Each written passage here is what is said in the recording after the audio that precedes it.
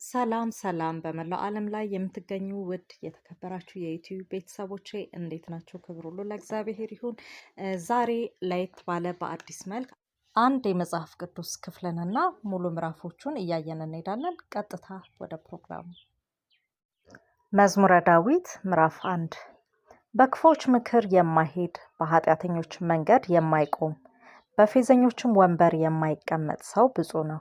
ነገር ግን ደስ የሚሰኘው በእግዚአብሔር ሕግ ነው፣ ሕጉንም በቀንና በሌሊት ያሰላስለዋል። እርሱም በወራጅ ውሃ ዳር እንደተተከለች ፍሬዋንም በየወቅቱ እንደምትሰጥ ቅጠሏም እንደማይጠወልግ ዛፍ ነው። የሚሰራውም ሁሉ ይከናወንለታል። ክፉዎች ግን እንዲህ አይደሉም፣ ነገር ግን ነፋስ ጠራርጎ እንደሚወስደው ገለባ ናቸው። ስለዚህ ክፉዎች በፍርድ ፊት ኃጢአተኞችም በጻድቃን ማህበር መቆም አይችሉም።